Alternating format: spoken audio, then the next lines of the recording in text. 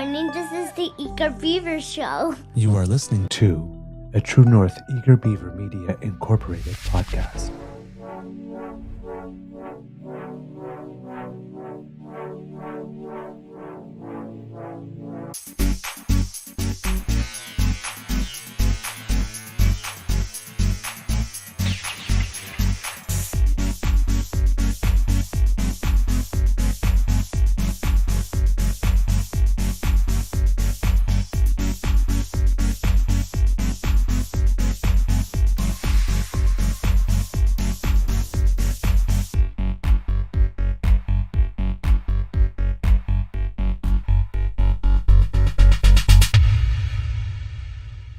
The True North Eager Beaver podcasts are proudly brought to you by our founding sponsors, the Misfit Mysteries from Corvid Moon Publishing, your source for science fiction, fantasy, and cozy mysteries featuring a broad diversity of characters, CanadianTarot.com, your uniquely Canadian online eclectic tarot community, and the Pepper Master, hot pepper sauces made from farm-fresh ingredients to thrill your taste buds and expand your mind.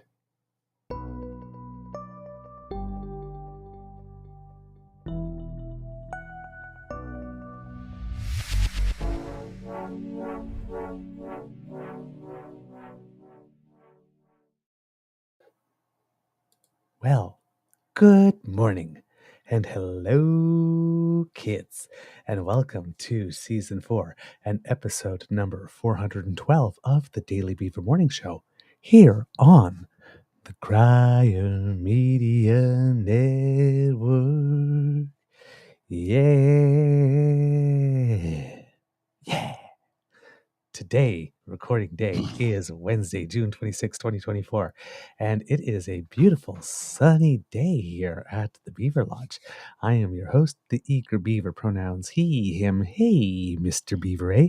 And with me, as always, seemingly struggling with a mic stand, is my dear friend, Mr. Grizzly. It's the Lola Cam.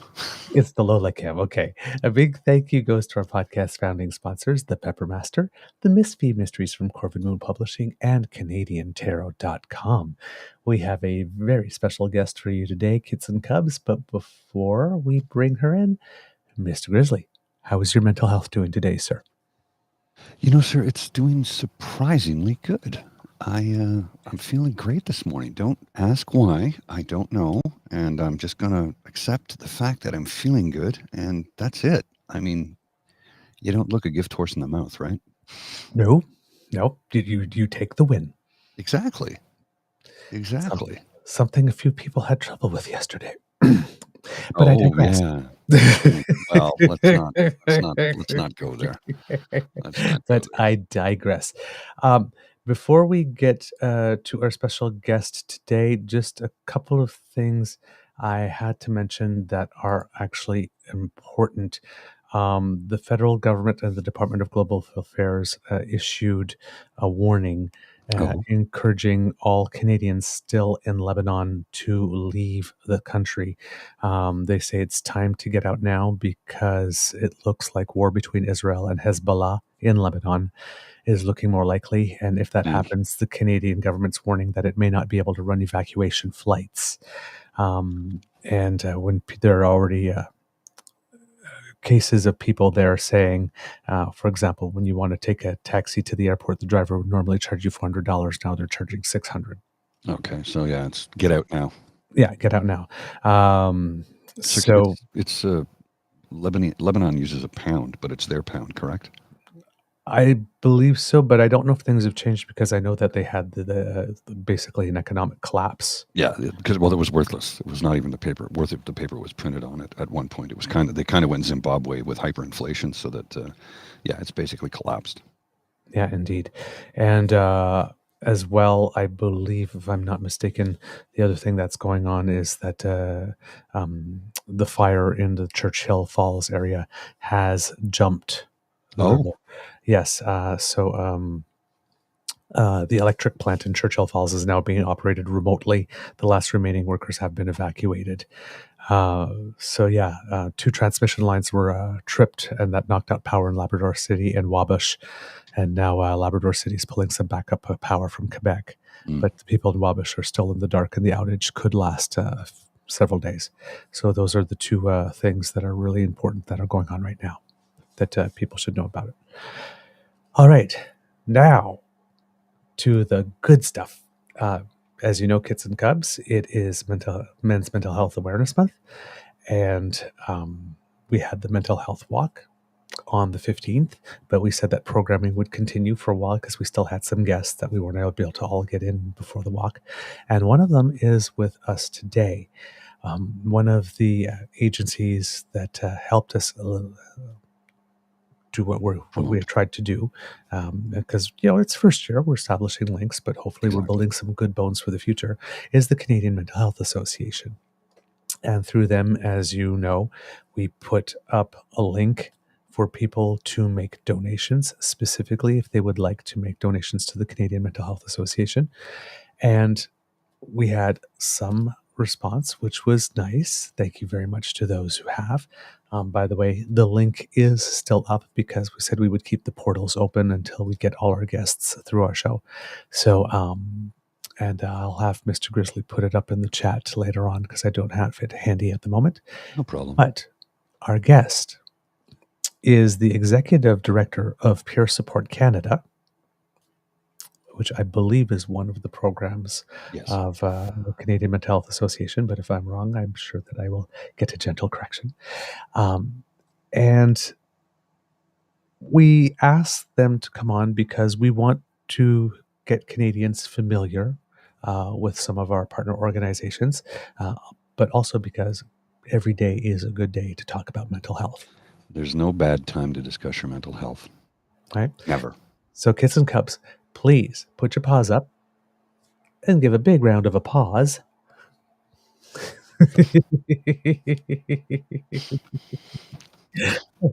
I love doing that. Yes, I know. It's so much fun. To our guest, Allison Dunning. Yay! Welcome to the Beaver Lodge.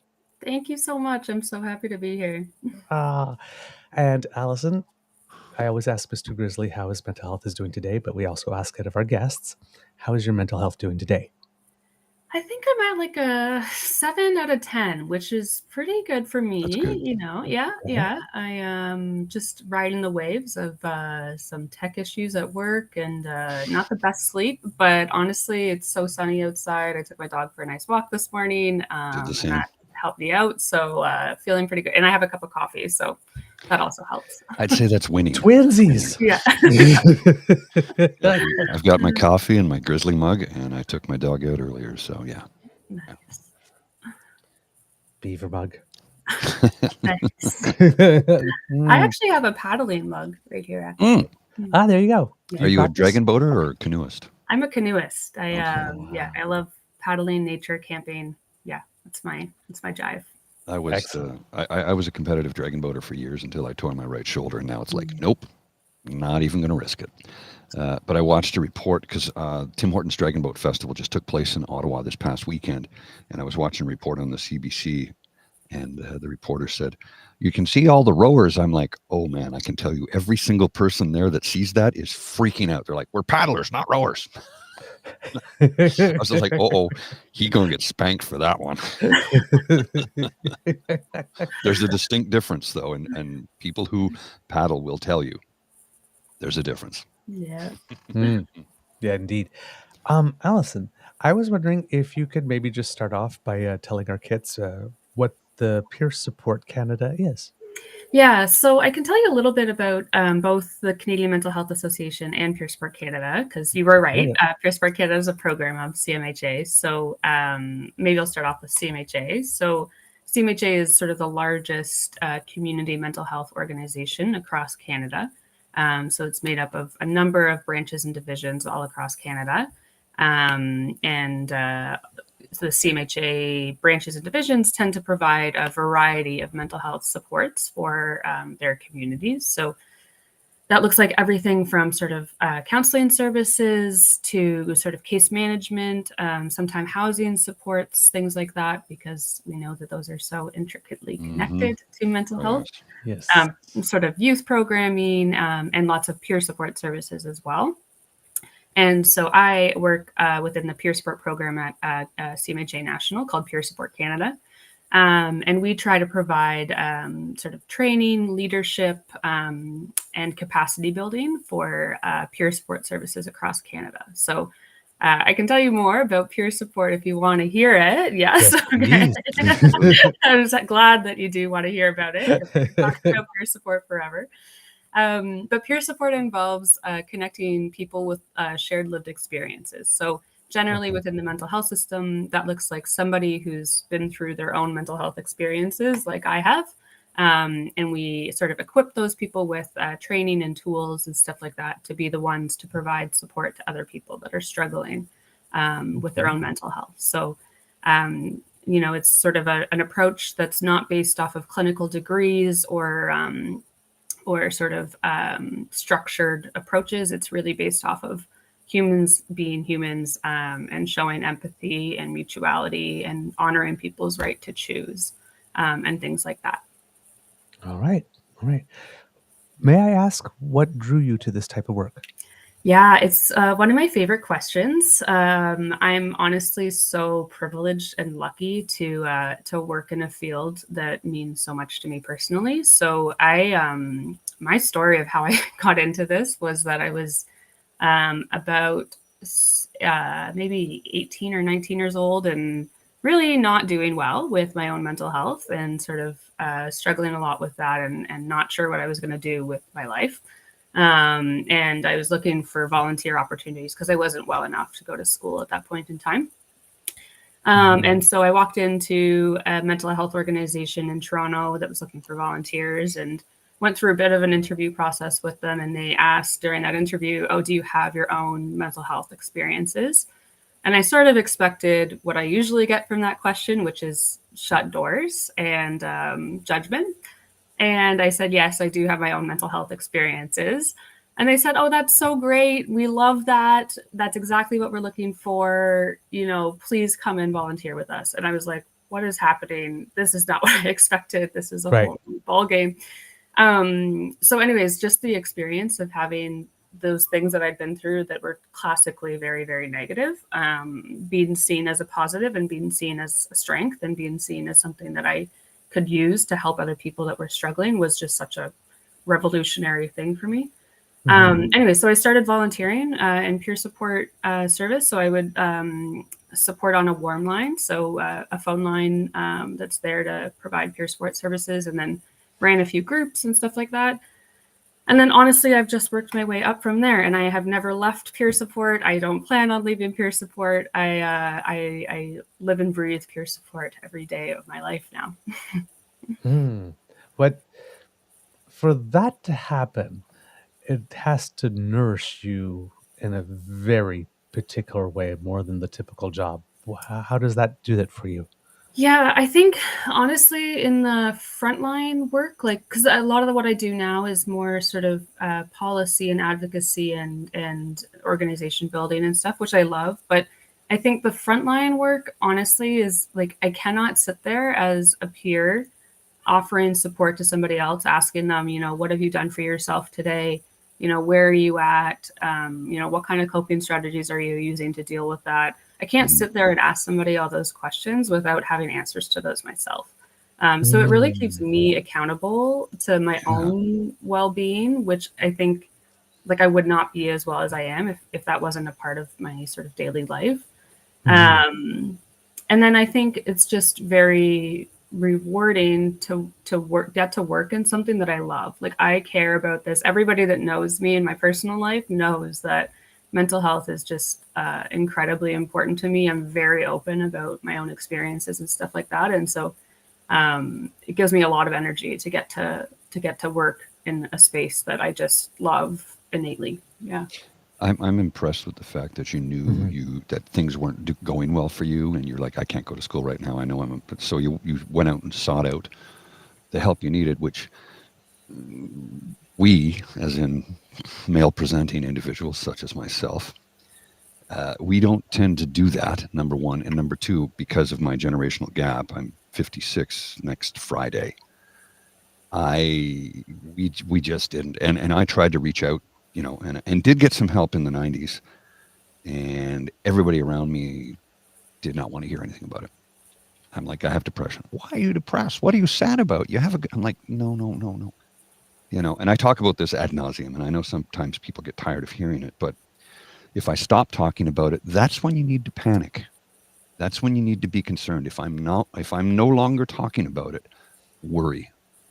Because that means, the meds aren't working anymore and I'm spiraling. I had a couple of days this week which were really rough.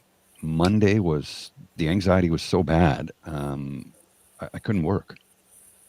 And I was a mess. My wife was like, what can I do? I'm like, darling, there's nothing you can do. It just takes time, and I'm trying to meditate and get through it and breathe through it. And it just wasn't working. And then of course, once I get through that, it's like the major crash afterwards, because your adrenaline is up as high as it can be. And then it falls away. And it's like, you breathe a sigh of relief for a few seconds. And then it's like, oh, all the brain chemistry is completely messed. And then the serious depression hits. So it was a couple of very rough days this week. So that's why I said when we first spoke this morning, I'm feeling great today. I'm going to roll with it.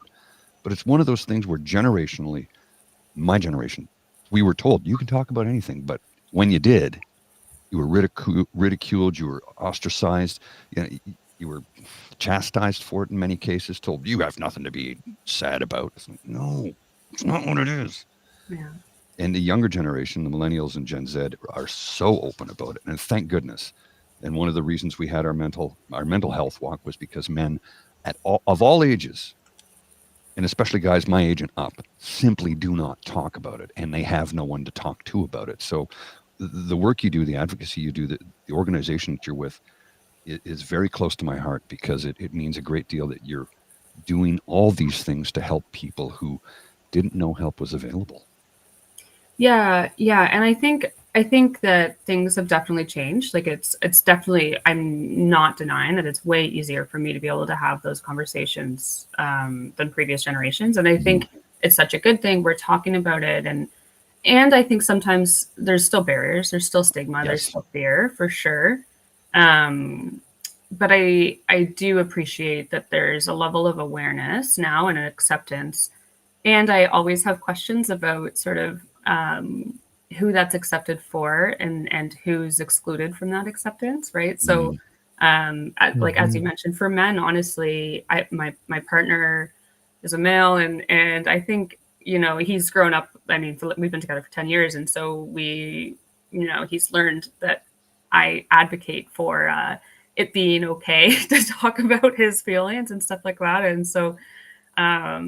I think we're still working on that, to be honest. But anyways, it's just interesting because for me, as a female and a cisgendered female, it has been relatively easy for me to be open and honest about that, and I know that that's a privilege, and it's not always the same for all genders, for all populations, for everybody else. So, yeah. In practice, have you noticed? When men come to you versus women, what differences do you notice?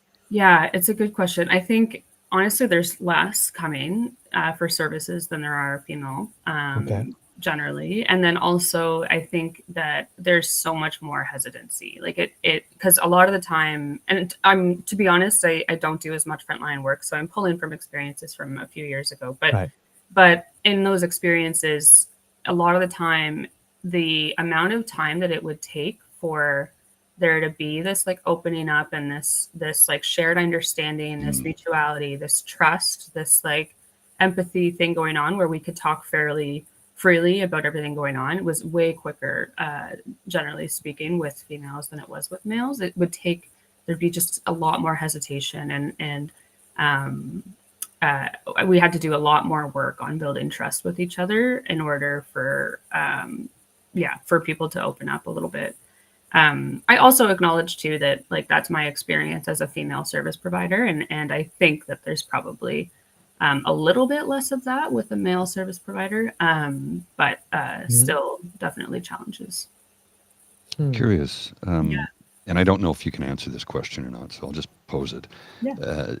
Do you know if men open up more to women or to other men when it comes to their mental health? I don't expect you to have an answer for that, but I thought I'd ask. No, it's a good question, and I can give my Allison, who's a human and doesn't know much, answer. But I think, to be honest, if I had to guess in terms of what I've seen socially more than like what I've seen in work, I think that there's more trust in opening up to women, honestly, because I think men to men, there's these like societal rules of we don't talk about this. And so you have to break that down twice, right? You have to break that down from the person wanting to talk about it. And you have to break that down from the male who has to also be willing to talk. You know what I mean? There's two people facing barriers to having that conversation, as opposed to when a male comes to me and says, hey, I want to talk about my mental health. I'm game, you know, like I'm ready. I'll meet you. Like, yeah, I talk about my mental health all the time. So this isn't something that I have to wrap my head around. You know what I mean?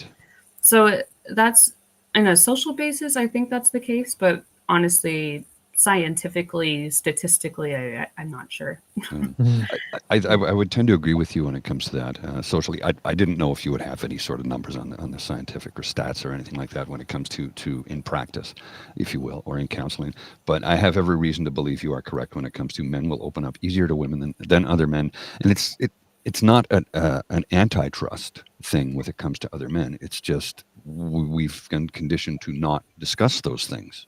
It's an unlearning, right? Like it's you have to unlearn that. It's like, because generally speaking, men have been taught that we don't talk about this. We are tough. We you know, feelings are feminine and we are masculine. And so you have to unlearn all of that in order to have that conversation. Whereas I think there's some stereotypical sort of things that women have been taught that make us more ready and willing, in touch, with that, and we're allowed to be honest about it because it's not misaligned with who we're supposed to be when we put it out there. Well, I would.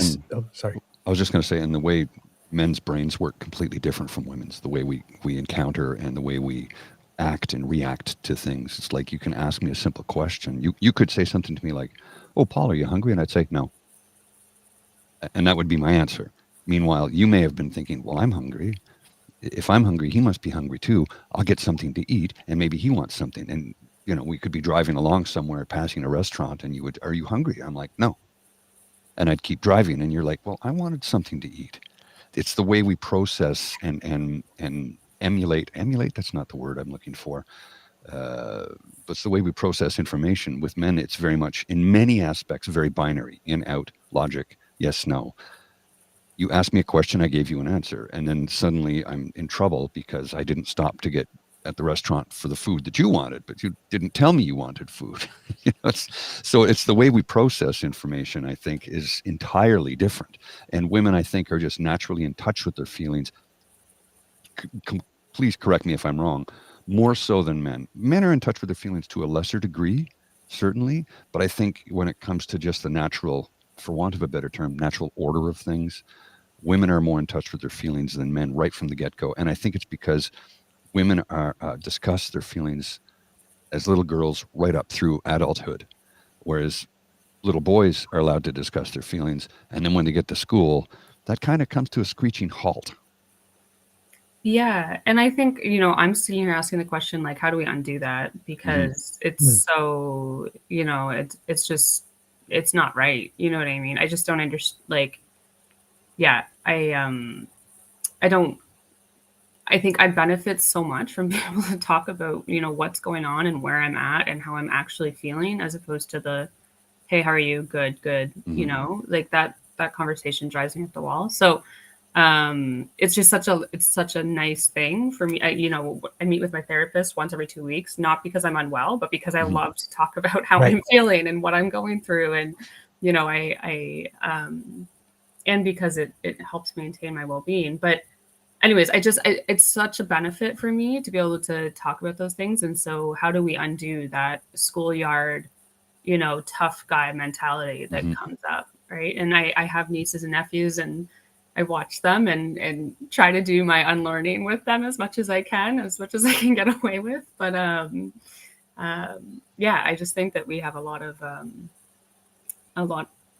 long way to go. But I'm excited to see with this generation, because a lot of my friends are parents now, and I'm seeing this whole generation of very involved fathers and hands-on fathers, and fathers raising kids next to wives that are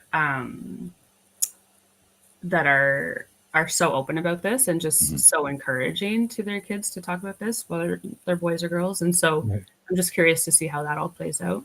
Well, they're undoing the generational trauma, I think, to a large degree. And it's like, I'm not going to allow this, what happened to me, to happen to my children. And I think, my parents are boomers, and a lot of what they went through, they refused to let happen to their children, me being one of them, of course. But there's other things that they went through that they didn't even recognize. Totally. And that they didn't talk about, right? There's a line from a song or something that says something along the lines of, we're the children of the silent generation, right? And so we're the children of the generation that didn't talk about any of this stuff. And so I think by being a child of the generation that didn't talk about it, all I do is talk about it. So it's an interesting flip, I think, from previous generations. Allison, when you were talking about the trust, it kind of got me thinking, because it was almost like there would be two stages, right? There would just be just trusting anyone first, because you're coming there, and sometimes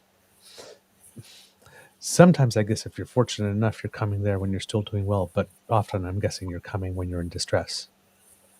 So you've got that first level, and then whether or not, like I'm seeing in the chat, a lot of people are saying, particularly men in the chat, that I felt more comfortable opening up to a woman. And I'm guessing it might be like a different type of concern, where you might want to wonder just how open can you be with regard when you're dealing with a woman. So you don't want to offend. And with a guy, it's like, well, what's he going to think of me? As opposed. So I'm sort of like seeing that. It's like, because for me, the times that I've gone to therapy, this is just speaking for me, and I've had the experience with both gender. It's really weird, because with women, I found it quicker to get to the spot where the emotions are raw, like really raw. Yeah. That's when you might be saying ugly truths about yourself that you don't really want to admit, stuff like that, but that are true. Or scary ones, or darker ones, right? Not necessarily ugly. But with the therapist that I had was male, it was like I was lying down, and it was like, I need strategies. And like it was like how to. I'm going through this, like it's just like I've tried everything I know how to try. Like I'm willing to try anything to like suggest something that I have not thought of, because I've really racked my brain, and I was really looking for courses of action. And for the other one, I was really no, I need to get here. I guess, and eventually, like there's many paths to get to where it is you need to go. But my approach as a patient was different. Yeah. I think it's so interesting. It sounds like you're saying basically that with a female therapist, that it was more of a processing kind of a thing, right, versus like maybe skills building, right, with a male. And well, I just, again, I think that's some more norms coming into play, which are like probably, honestly, both of those things are helpful, right? Sometimes I need to process what's going on and get deep down into like being able to name these feelings that are coming up and share those deep, dark thoughts that are coming up, and sometimes I need strategies and skills to address the situation, because it's World War III in my family, and I need, and I need it to calm down. Right. So, I think both of those things are important, and I just like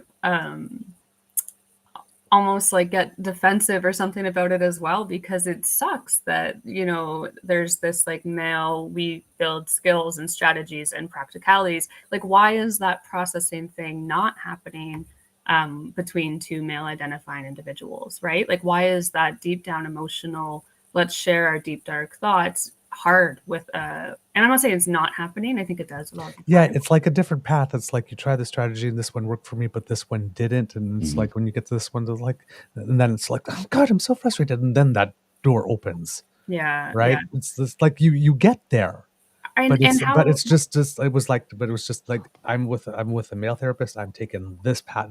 I'm going right. down door number one. And how beautiful would it be if, you know, you as a male identified individual was able to, like, you know, share those deep down dark thoughts that I'm sure another male individual is experiencing as well. And like, you know, how much permission giving happens there if Right. you were to steer clear of some of the like strategy logistical type things and focus more on some of those taboo topics of these dark feelings that we have, and these, you know, it just would give so much permission to fellow males to go there as well, right? So Right. I encourage us all to push against it a little bit, like I like to do.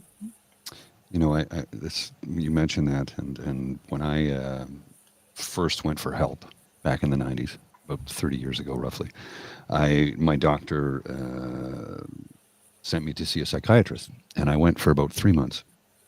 And the entire time we were there, we talked about stereo equipment. We never talked about me, what was going on with me. He never asked a question about me. I never opened up to him because I never felt comfortable enough to do so. So it really was, I mean, for want of a better term, a waste of bloody time. Nothing was fixed. He put me on Paxil, which made me go crazy. I was reluctant to take medication again for a long, long time after that. Like for, let's see, from about 97 until 2020. I was so paranoid of what was going to happen to me because that stuff sent me off the deep end. And in 2020, I reached out, as anybody who's watched this show knows, I reached out on February 28th of 2020, reached out to my doctor. He put me on sertraline, aka Zoloft, and it has been a life-changing medication for me. It, you know, therapy helps, meditation helps, exercise, do all the right things. You have to, it's not just the pill that fixes it, right? And it's not like you have a headache, take an aspirin, you'll feel better. It doesn't work that way. But this medication has been a tremendous difference for me. Now I need to find a good female therapist, somebody that I can really open up to. I could probably open up to a male therapist now, probably because I've been doing a lot of work on my end. And that's been, you know, a long time since I went through that. But I think I would be more comfortable opening up to a woman. I just would be, period. And I talk to my wife about that stuff all the time. So. Yeah. I also just want to add to the conversation. And I'm not sure how this fits in, but I just want to add to that. We're talking quite a bit in like a binary in terms of male, female, and Right. sort of just want to also acknowledge the other identities that exist and consider the roles that all gender identities play within the system. So just a thought. Oh no, it's a fair statement. Thank you. No, absolutely. But speaking of that, though, if someone, because the calls could come for two reasons in that situation. You're actually struggling with that part, because you're on your journey of finding out what your identity is and how it is you're going to live that truth authentically. And then you could just be a person who is transgender, who, like every other person, is having a mental health issue, but you want to go someplace where you know you're going to be safe. Yeah. Right? Yeah. And I honestly, that's where peer support comes in. I think that's an area where peer support is so meaningful and effective is with some of those identity challenges. And there's just so much stigma and homophobia and transphobia that people go through that it's really hard to understand. Like, I'm a cisgendered female, and honestly, I couldn't I have experiences with confusion and, identity crises, but not nearly to the extent that somebody who's going through transitions like that might experience. And so making sure that transgender individuals are able to talk to other transgender individuals about those experiences, I just think are so key, and just another example of where peer support makes perfect sense to me. I'm a little bit tired of trying to, I get asked all the time, what's the evidence that peer support works? And I'm so tired of answering that question, right? Ask somebody who's experienced houselessness, whether talking to somebody else who's previously experienced houselessness and is now, housed and thriving and all that. Ask them, hey, would it be helpful for you to talk to somebody else who's been through this experience? It's who's going to say no to that? You know what I mean? What is that not helpful? And so if I have to spend one more dollar on trying to prove that peer support works, I might lose my mind. Yeah. As somebody who's gone through group therapy, I can tell you it works in ways that I didn't know it could. Yeah. It was incredibly eye-opening to me, because it was like to sit in a room full of people who were going through the same thing as you. Even though, it made me actually feel better. Not that other people were suffering, but that somebody else understood what I was going through. And that made a tremendous difference in my life. I was able to really open up when that, I think about the third or fourth group session, I just let it flow. And here's the irony. The session was run by a gentleman. There were 2 men and 12 women in the group. So I felt really comfortable opening up. I didn't feel threatened. And the other gentleman that was in there, he was a stay-at-home dad. So he was in touch with his emotions more so than I've ever been. And the guy running the therapy, he's a great doctor. We had a lot in common. He's a lot older than me, but just somebody I was really able to connect with. And yeah, I recommend group therapy. I really do. Peer group makes just being able to relate to somebody who knows what you're going through made a tremendous difference. And again, it's not like I'm suffering, they're suffering too, this is great. That's not it. It's just knowing that somebody fully gets what you're going through. That made a huge difference for me. Completely. And yeah, it's the beauty of peer support. And I think in the past, and still presently, we do benefit from sharing stories, right? They're sort of getting up on a podium and talking about my lived experience and how I overcame X, Y, and Z struggles. That is very helpful. And I think that the peer support today has gone a little bit beyond that, in that I'm not here to get up on a podium and tell you about all of the achievements that I've achieved. As a peer supporter, my job is to sit next to you on a level playing field and say, yeah, I've managed to do this, this, and this, and I still struggle with this, this, this, and this. What are you struggling with? And can we try to figure this out together, right?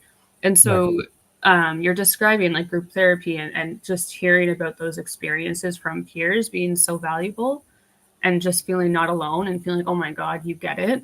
And so if we take those interactions that involve oh my God, you get it, and then add a little sprinkle of training and skills and stuff for those individuals, then that's, I think, where I've seen some of the most beautiful, meaningful, outcomes come from. If I can share, I support a program that involves having peer support workers, young adult peer support workers in the emergency department of a hospital. Yes. And those hospital experiences for young people can be real crappy. And that was the impetus to starting the program, was that the hospital recognized that they were not doing enough for mental health for young people. So young people would come to the hospital with anxiety attacks, self-harm, suicidality, all of those types of things. And the hospital would say, well, you're not actively suicidal now, and so we're not going to hospitalize you, and so you go home now, right? Have a nice day, right? Which is just not enough, right? Obviously, that's an opportunity to sort of turn things around for folks and to get them connected to resources and stuff like that. Right. So anyway, so we introduced peer supporters into that emerge department for young people. And those are some of the most impactful stories I've ever heard of young people coming into the hospital, being able to have a 20, 40-minute conversation with a peer supporter who says hey, this is really shitty, eh? You know, like, this has been crappy. This has been horrible. Like, you know, you haven't been treated the way that you want to be treated. You know, I've been here too. Let's see what kind of supports we can get you connected with outside of the hospital so that you hopefully don't have to come back here. And if you do, then of course come back. That's all good. But yeah, anyways, it's just been some of the most impactful, like, heartwarming experiences of meeting people where they're at and sort of championing people that have been through those crappy situations and using that to help normalize and help just like make people feel a little bit less alone in those really scary crisis type scenarios. So, yeah. When people come to you and they've been with you for a while, in your experience, what you've noticed, what kind of transformation usually? Like, I know it's gradual over time, but you work at it for a bit. What have you witnessed in terms of peer support making a difference in people's lives?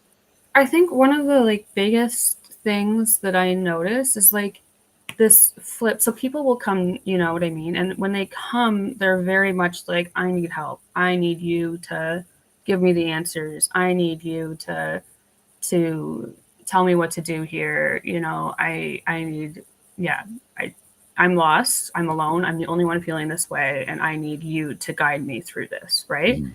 And hopefully, and often what I see is that by the end of the interaction or along the way, you know, in peer support, I'm not going to give you the answers because ultimately I have no idea what's best for you. You know what I mean? You have lived your entire life in your body and with your family and with everything going on around you. You know better than I do what's going to be helpful for you. So I'm not going to give you the answers here, but I'm going to walk beside you while we figure this out together.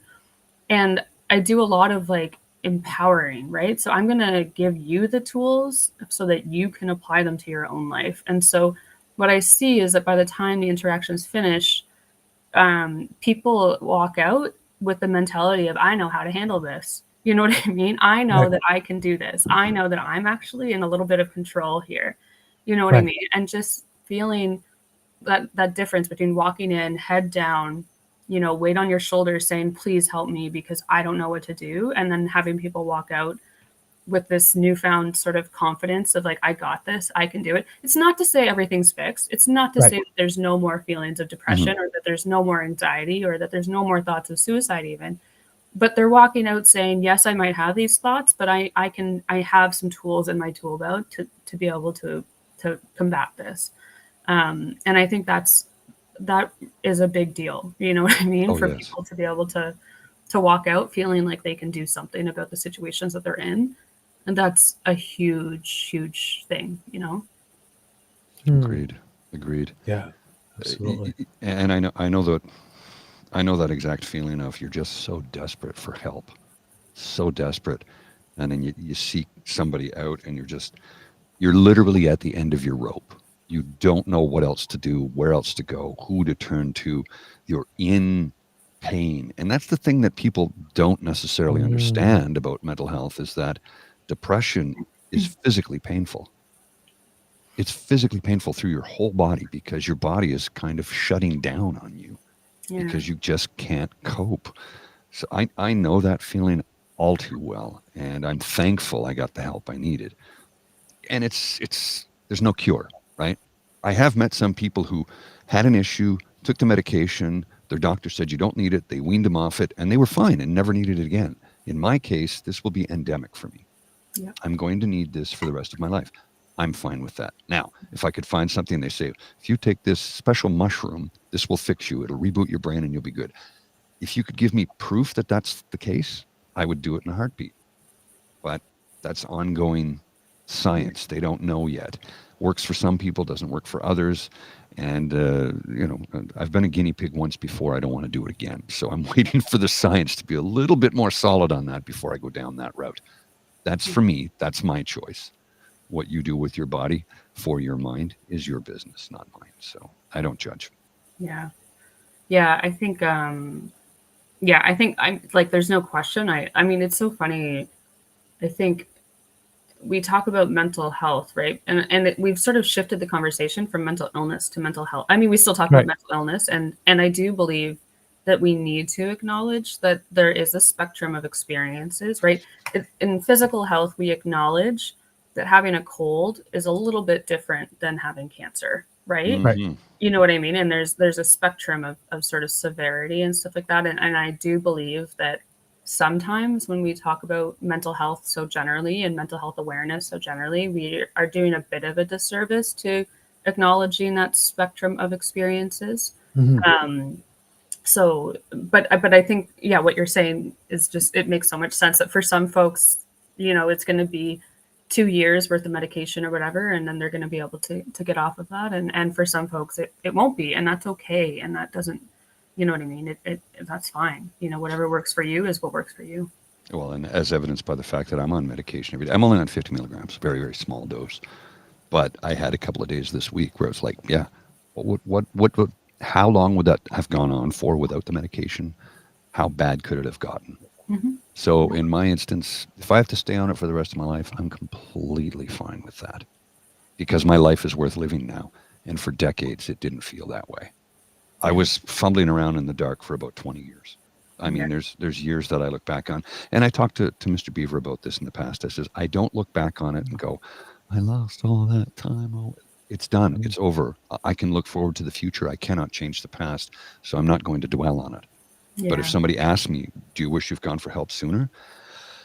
Honestly, no, because I wasn't ready for it. I wasn't ready to get the help sooner. I really wasn't. So if I had gone sooner, I don't know if it would have worked out well. I think I resonate with that too, because in peer support, and I was talking to my therapist a couple weeks ago, and she asked me the question of, Allison, do you think it's at all problematic that your entire career is tied to your mental illness? And I was like, let's just address that next week. Let's not, that sounds like a next week problem. But honestly, if I hadn't gone through what I've gone through, I wouldn't be the human that I am. I wouldn't have the empathy and compassion that I have, because, if it had been sort of 6 months of, oh, this is really tough, and then I found the magic pill and was better, then I would not be empathetic to people that I see, experiencing houselessness. I would not be empathetic to people experiencing substance use issues and, undiagnosed mental health challenges and stuff. I have so much empathy, I think, and so much compassion and such a desire to understand, things like racism and stuff. I just have such a desire to understand that, because of not saying that I've experienced racism, obviously, but I'm just saying that my having experienced some degree of hardship makes me attuned to others' hardships and struggles. And anyway, so yeah, I think I'm in the same boat, that I wouldn't really change it, despite how freaking brutal it was. Oh yeah, no, and I completely agree. I wouldn't change it either. And it was brutal. But I wouldn't be who I am without it. Yeah. And again, you wouldn't have that compassion, that empathy, that ability to understand if it was just, you felt bad for 6 months, you took some medication, now you're 100%. That was like a blip in your life.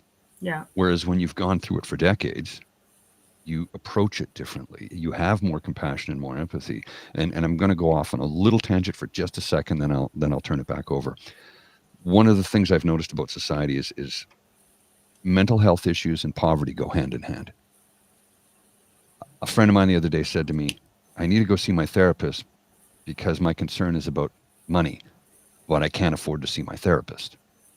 Do you see a problem there? Because I do. I see a problem. I mean, I see a problem on 1,000,010 levels that, anyways, but I think that's part of what CMHA is trying to address, is acknowledging the connection between social determinants of health and mental health. And the fact that you just made that statement of I'm experiencing poverty, and so I need to get help. And the only thing that comes to mind is paid for therapy services. It costs at least $150 an hour is a problem in our system, and it needs to change, right? It does, right. We're supposed to have universal health care. We do not, because not even close. Healthcare does not cover most mental health services, right? And that's just such an issue. And it's something that CMHA is doing a lot of work to try to flip that, to call in and hold the government accountable, saying, no, you do not provide universal health care. Healthcare is a human right. and you're not giving us access to what we're entitled to. So yeah, I think so many problems in society could be dealt with very quickly and rapidly if we had A, universal mental health care, A, and B, a universal basic income. I completely agree. Yeah. I think that, like, literally, I think society could change overnight if we could institute those policies over the next year and a half or something like that. We would see the difference almost immediately, much like how they've seen the difference with $10 a day childcare. Yeah. And how many women have gotten back into the workforce like that. They said it happened way faster than they predicted. Yeah. Mm-hmm. I know the solutions are there. It's to be honest, in my opinion, it's a question of who benefits from these solutions, right? So, and if the wealthy and powerful don't benefit, they don't want them.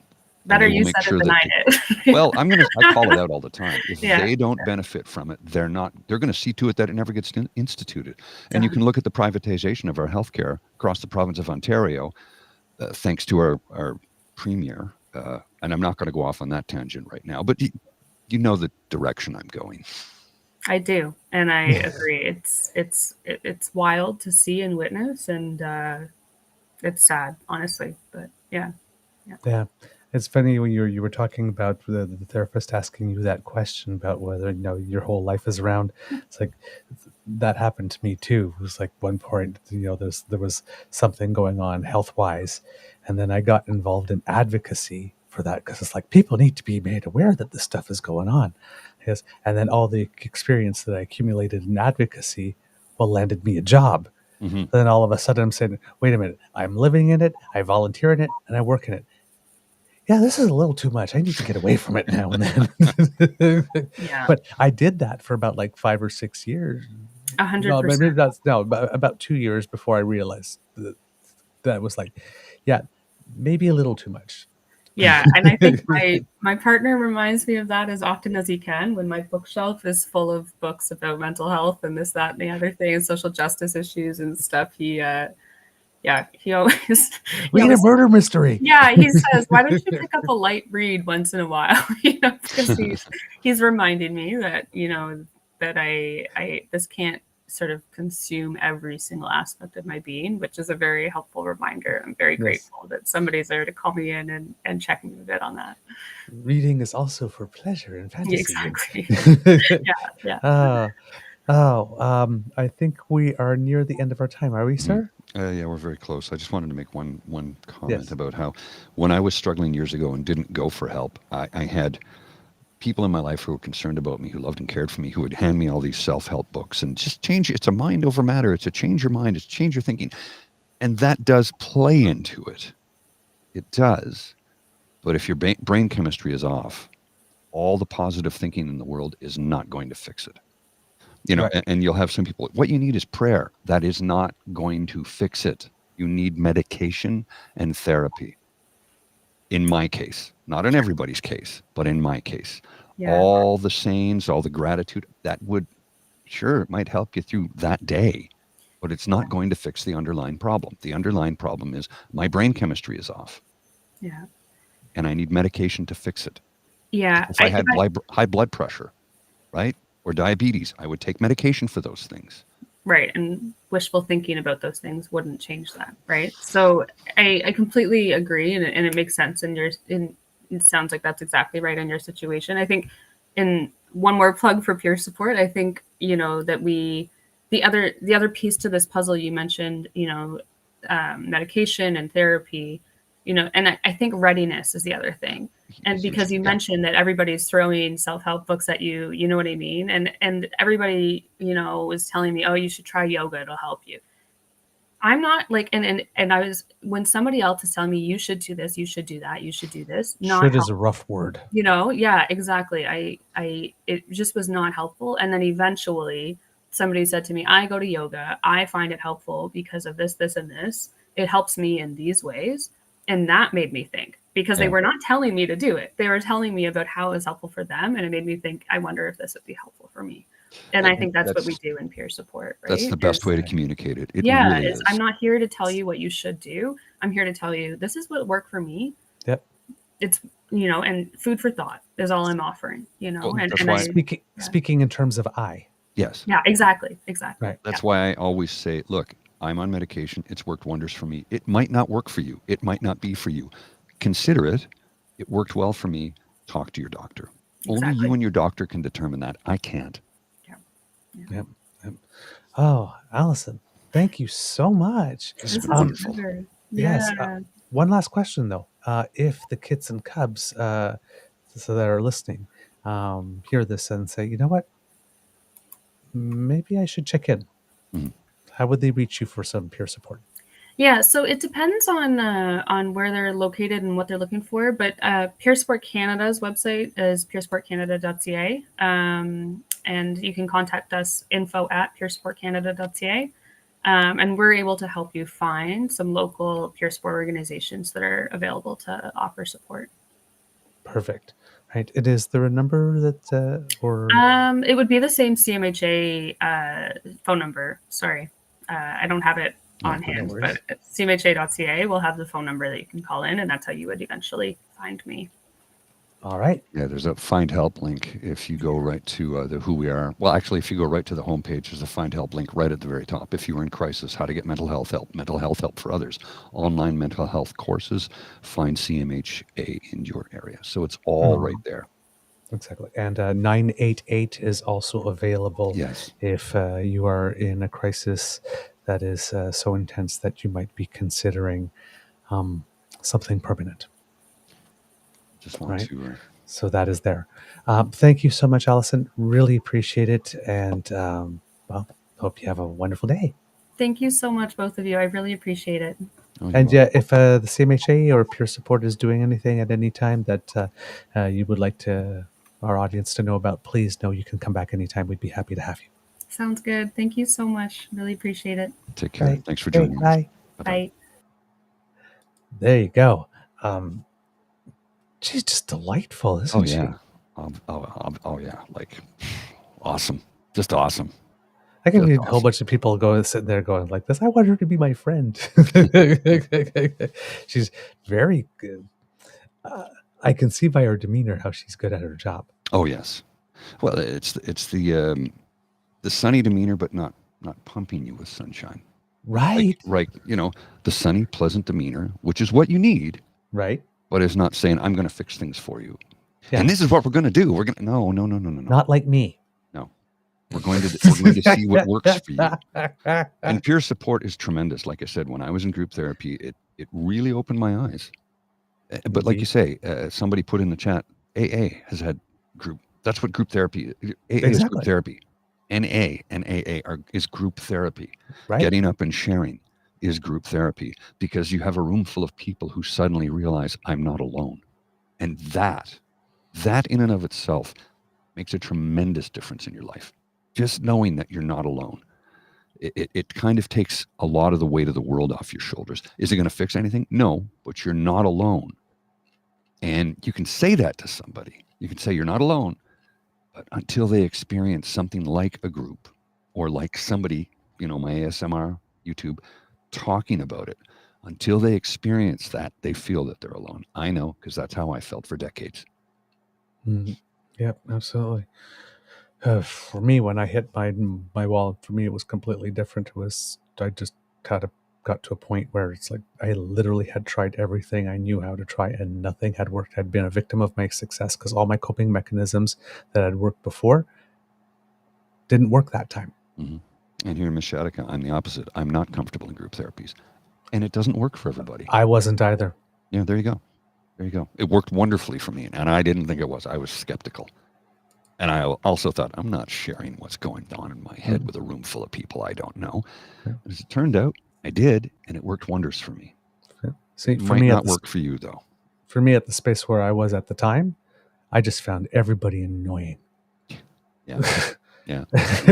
It was like, that's not a real problem. I've got a real problem. What are you whining about? Yeah. It was just, it was, I probably was not helpful to the group.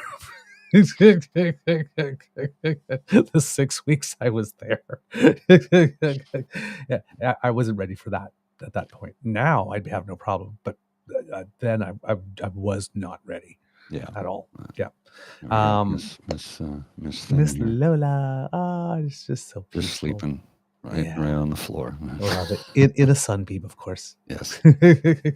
All right. Do we have a show, Mr. Grizzly? We do, and I got to get rolling. So let's wrap this puppy up, sir. All right, kids and cubs, that's the end of this episode of the Daily Beaver Morning Show. We hope that you love listening to us because we love making this for you. Sharing is caring. Word of mouth is priceless. Please tell your peeps and poops all about us.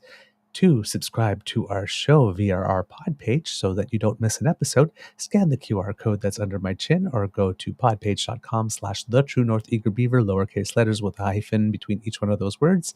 And when we have something fresh off the bandwidth, we'll slide right into your box. All right. And if you would like to go to our True North Eager Beaver Media YouTube page, where I believe we have crossed 3,400. Yeesh. Thank you so much, everyone. Make like Kit Elaine. Go there and smash with all our buttons. Lick, click, and flick the like, share, and subscribe buttons. It makes us very, very, very, very happy when you do that. And if you would like to help us in other ways, the QR code by Mr. Grizzly's head brings you to our coffee page. That's coffee.com/eagerbeaver, lowercase letters, all in one word. And that's where you can make your contribution to the Emergency Hydration Fund, because you have to keep your favorite critters moist. Haven't done it in a while. No. I knew you've been waiting for it. Okay. Because democracy is something that you do. Again, if you live in Saskatchewan, New Brunswick, or British Columbia, there are provincial elections coming up. Please find out what it is that you can do. It's very important. Also, if you would like to donate to the Canadian Mental Health Association, I believe that Mr. Grizzly put the link into the chat. Yeah. Please go there, make a donation, and that would be very, very helpful. Everything, when you donate to the Canadian Mental Health Association, they do have the ability to issue tax receipts. So if you want to support the peer support program, for example, just send them a little something. We would be very, very, very, very grateful. So thank you so much for that. Let's see. I guess that's going to be it. So I'm going to say from the Beaver Lodge, this is your Eager Beaver saying it could be a tough world out there. Please be kind to and gentle with yourself. Mr. Grizzly, some words of wisdom. Yeah, if you're feeling rough, if you're having a tough time, reach out to somebody. I know it's easier said than done. I recognize that. I know. I've been there more times than I care to mention. But all you have to do is reach out to somebody who's close to you in your life and say, I'm really struggling right now. And if they say, what's up? Say, I can't talk about it. I just need your company. Yeah. I just need your company. Yeah. Sometimes you just want someone to listen. Sometimes you want advice.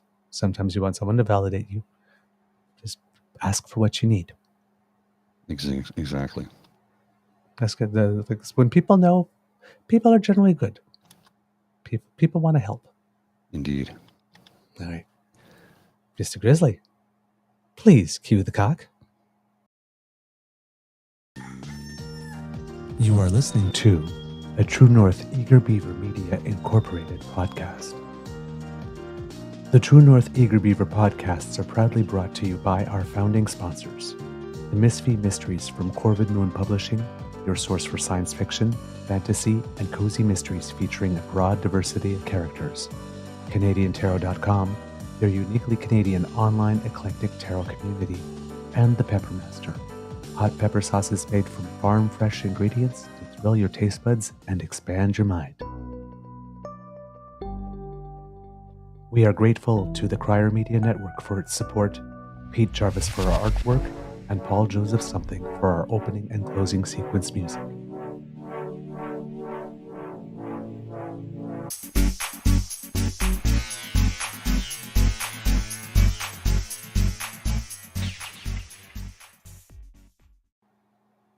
All right, before we go, congratulations to Kit Cassie and Kit Elaine, who both have their children of various ages, I would assume, graduating or recently graduated. And to Kit Donna, just saw what you put in the chat. We are sending you big, big, big, big, big, big hugs and lots of comfort. All right. Take care. We'll see you soon. Have a great day.